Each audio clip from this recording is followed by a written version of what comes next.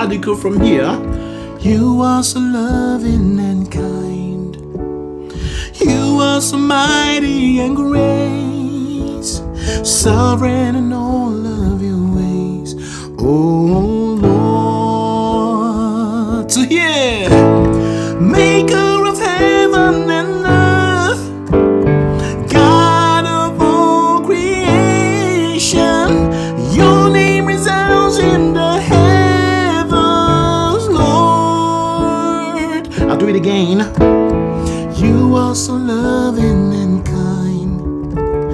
You are so mighty and great, sovereign in all of your ways. Oh Lord, maker of heaven and earth, God of all creation, your name resounds in the heavens, Lord. If you can talk, you can sing. There is really nothing to it. Breathe in, breathe out, add a little vibrato. Yes, anyone can sing, but you gotta be consistent. Know your do re mi is just like 1, 2, 3. You will be the best, and you will sing so well. It's time to sing with Frank at TBL.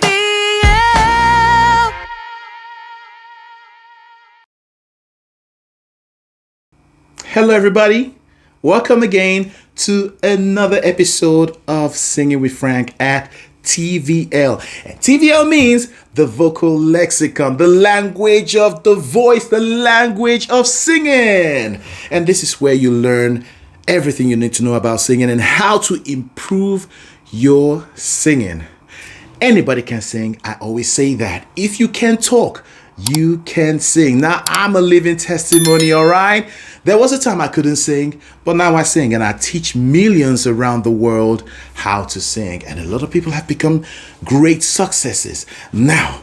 So that means you are in the right place. So pay attention as I take you through today's episode. Great.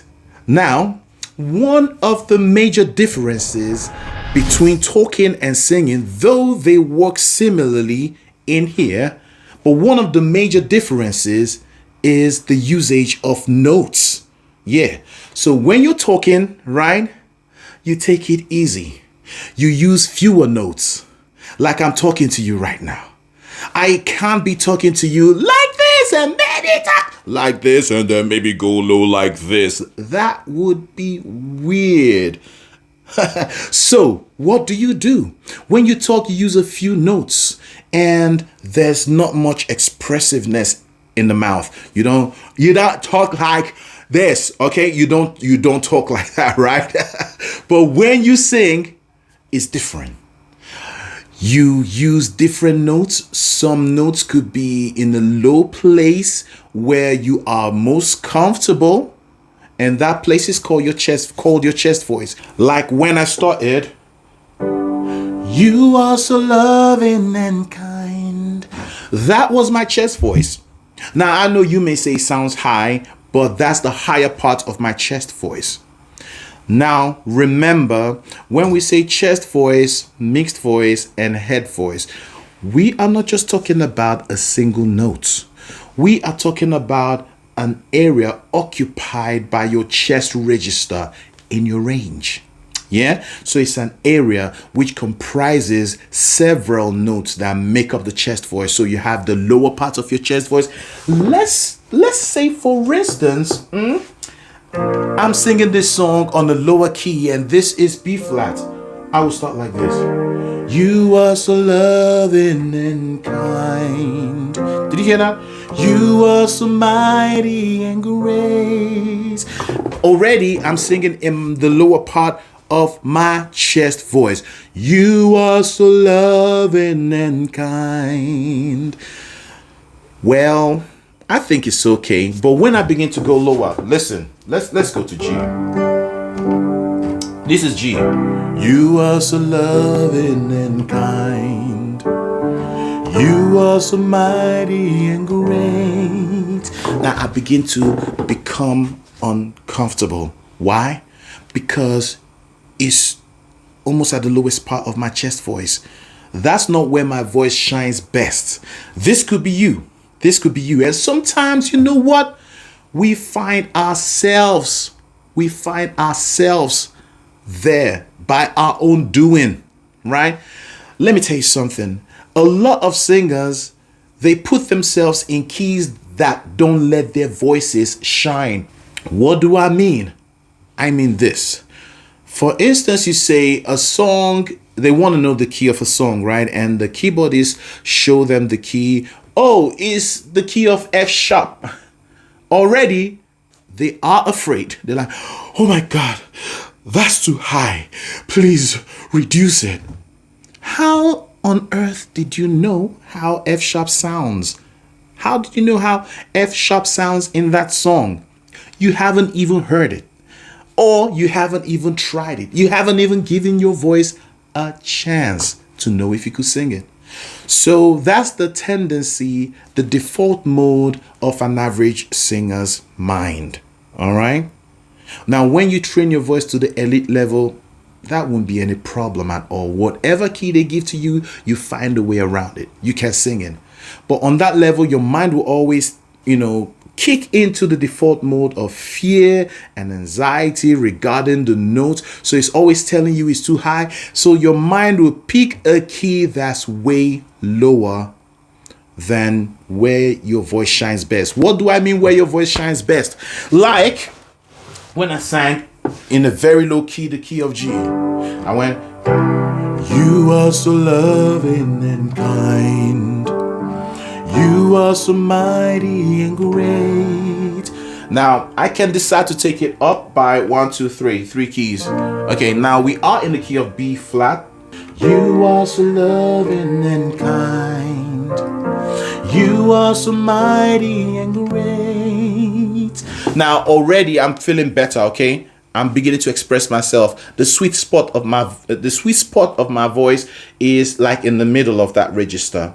Okay, the very low part, sometimes you could go there, but not dominantly, not predominantly there. Let's say throughout the song, you sing chest voice. Let like 80% of the entire chest voice be in the middle, right?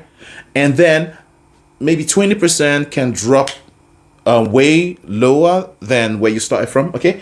And then the higher part, same thing, okay? So, but the key I sang on is the key of D, a little higher again. So, you are so loving and kind. You are so mighty and great. Now, do you observe my expressiveness?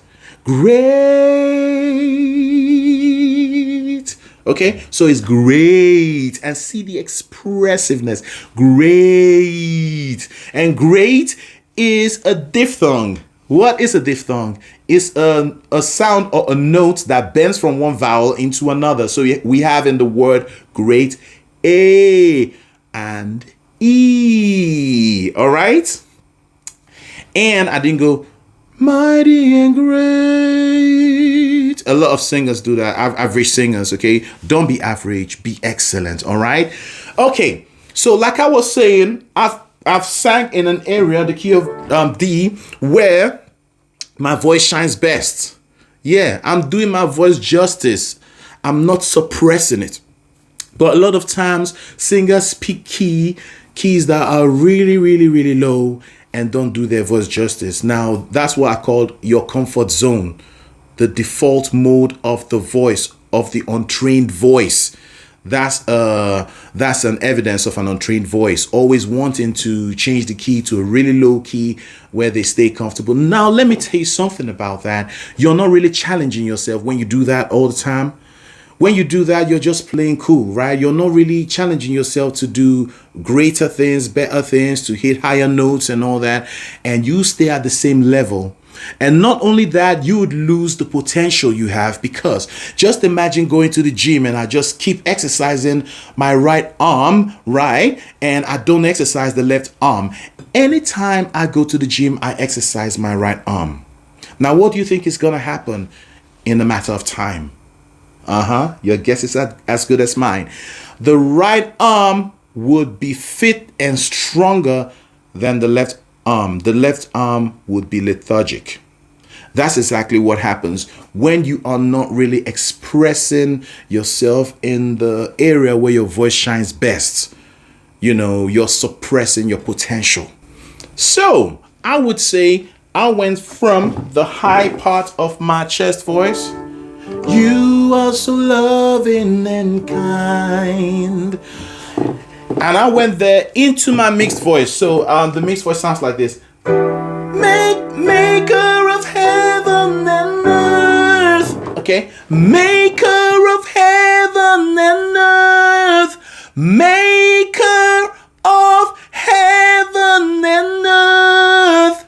Did you see my mouth properly open? Now compare that to Maker of heaven and earth. I'm going to talk about this in a separate video, what that does to your singing. But anyway, let's get back to it. So express yourself, okay? Give your face expression when you're singing, especially when you hit the higher notes. All right. So how do you go from the chest voice to the mixed voice without breaking or without struggling? A lot of singers I know have the issue of transitioning from one register to another, and that's what this video is actually all about. How do you transition smoothly from one register to another without experiencing some kind of difficulty between that register and the upper one or the other one, right? Now, I know, it's not all singers you have to copy. The majority of singers out there that have like songs out there, blowing up and all that, they are actually good. But, a few of them may have some singing challenges that they adapt and just, make their singing style because they have a challenge there and, they might go, whatever, I'll just make this my singing style. One of that is, that's something I experienced a long time ago when I started training my voice. And my vocal coach back then told me this: it's not everybody you copy. You have to ensure that the person sings with good technique. Okay. Yeah. So this singer, they always had challenges when they want to transition from the chest voice into maybe head voice or the mixed voice. Their voice will always break. There's this weird, glitch in the bridge. Okay, that's why it's called the transitioning area from one register to another is called a bridge or passaggio. Classical people will call it passaggio. They're all the same. Or even passage area. Okay, they are all the same. So as time went on, he just adapted it, just made it seem like his style, right? Because he couldn't seem to solve it then, all right? But you don't copy that, okay? Make sure whatever you're doing it with intention. It's not like you're limited to that and you stay with that. No, you did it because you want it done that way. You know what I'm saying? Yeah. Just like I teach people who can sing with vibrato. Some people can sing with vibrato, but the difficulty or the challenge they have is not sing with vibrato. Every time they sing, the vibrato comes out. And that's a big problem for them.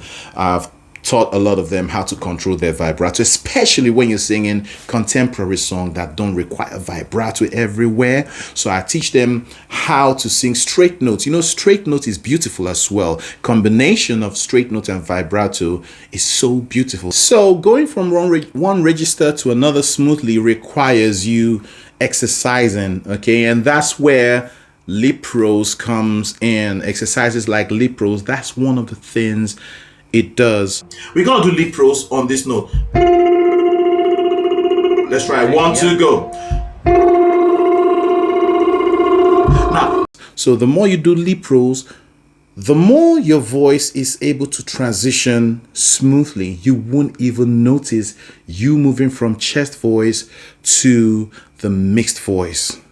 All right. So with exercises, you're starting from your chest voice. All right. So don't start from your mixed voice. Don't start from your mixed voice. Start from your chest voice. For instance, for me, I can go.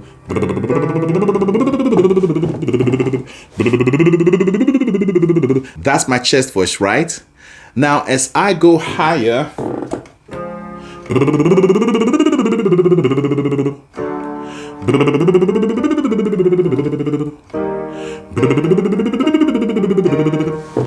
I begin to leave the chest voice, the lower part of this key is still in chest voice, and you find the upper part gradually creep in to the mixed voice. And as I proceed and go further, I'll completely leave the chest voice, and now I'm in the mixed voice completely. And as I keep going up and up with this exercise, the upper part of the key will now begin to edge into the head voice. That top part is now edging into head voice and gradually transitions into head voice. Now, while you're doing this, the lip process is so powerful. You won't even notice you're transitioning from one register into another. It eliminates the breaks. And that's what I'm talking about. And if you do it long enough, the breaks would disappear. So let's go back to the song, okay? So if you are a lady, you can also sing this key. So, you are so loving and kind. Did you hear that? I just like cheaping in some things I've showed you before so that it will become a part of your knowledge, a part of your knowings that nothing and no one can take away from you. Okay, so I went, you are so loving and kind. I love fading the last syllable or the last note of each line. Not all the time, but most of the time I do it. But not just me. A lot of professional, really good singers, they do it as well. And you know what that creates? It creates dynamics. And you know how beautiful dynamics is. It helps your singing breathe. It helps your singing come alive. It helps your singing sound more emotional, like it's coming from within. And a lot more. So I went, you are so loving and kind. You are so mighty and great. There you go. You are so mighty and great. Again, you are so mighty and great. Again, I'm expressing dynamics. You know, a rise in the volume and a fall in the volume. And then the next line, sovereign in all of your ways. Now, another thing I want to talk about is your pronunciation. Okay. Now, some singers will say sovereign. No, if you're not sure of the word, type it up. Say, pronounce the word sovereign. Go to the internet and type in, pronounce the word sovereign. You see several options show up, right? Click the speaker icon. Sovereign. Sovereign. Sovereign. Sovereign.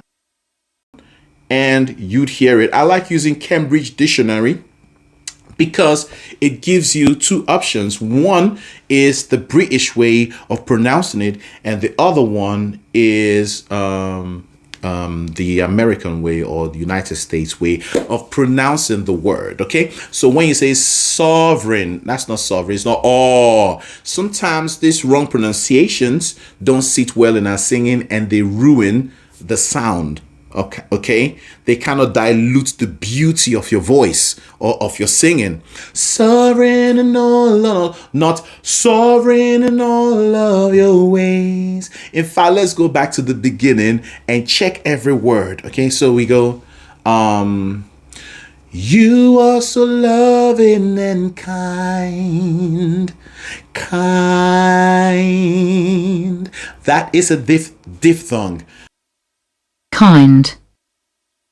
Kind. And you heard the D at the end, right? Kind. You are so mighty and great. Now the ah, you are so mighty. You are. R. But a lot of singers will go, you are so mighty, you are. You see how it sounds a little splattered, not sounding control, or it's not like the best in terms of sounding pleasant to the ears. So you are, so wherever you have the word are in any song, it works. Just apply the same thing. Sometimes what you learn in one song can be replicated everywhere. You can apply what you learned in one song to all other songs. So anywhere you see ah or ah, yeah, I don't pronounce it like that anyway. You are. That's how I pronounce it, and that's how it should be pronounced. So you don't go, ah, you are so mighty. No. You go, you are so mighty. You add some finesse to it, some poshness to it. You are so mighty and great. Now let's leave that. Let's go back to great. Great. Did you notice something was wrong with that great? Sometimes when you sustain, you focus so much on holding the notes, and you forget that the word actually ends with a consonant, which is a T in this case. Great.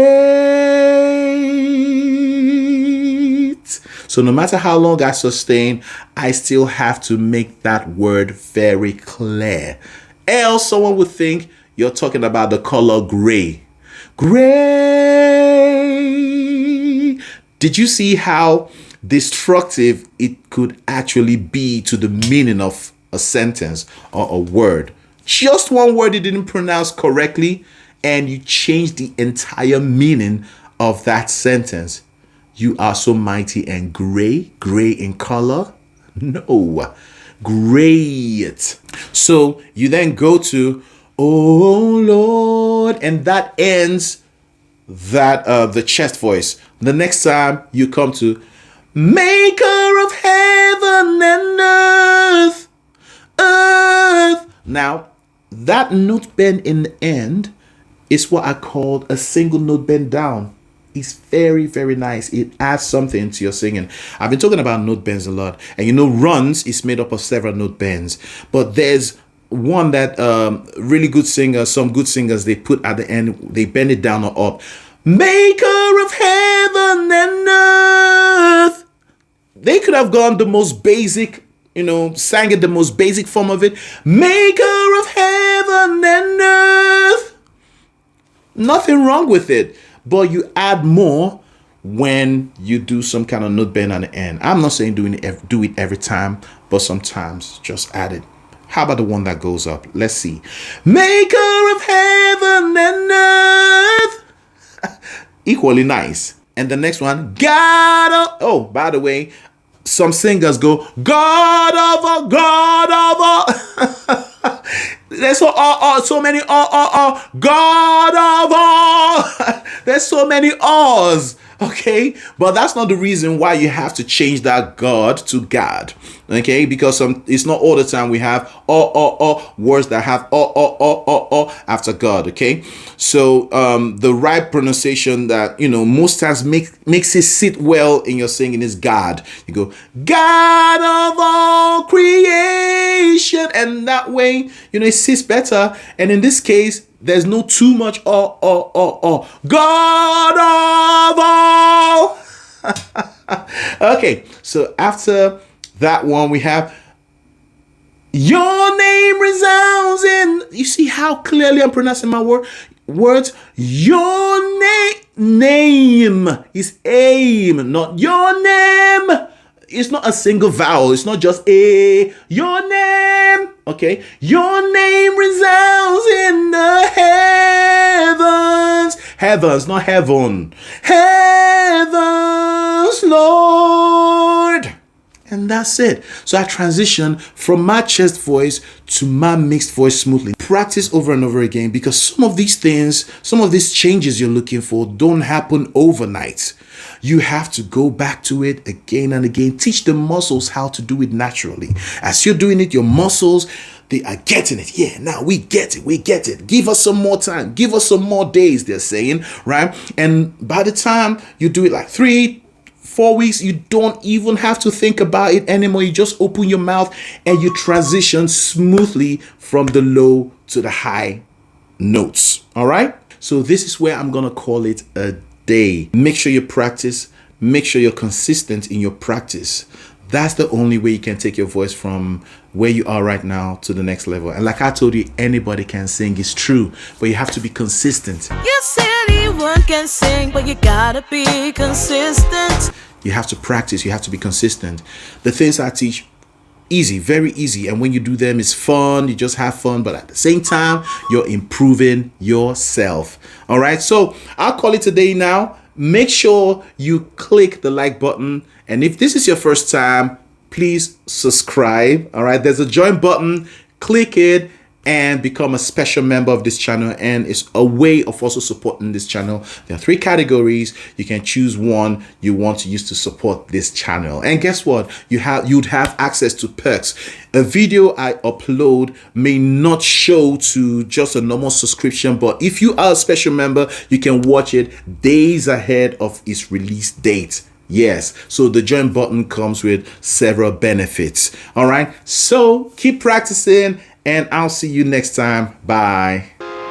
If you can talk, you can sing. There is really nothing to it. Breathe in, breathe out, add a little vibrato. Yes, anyone can sing, but you gotta be consistent. Know your do re mi is just like 1, 2, 3. You will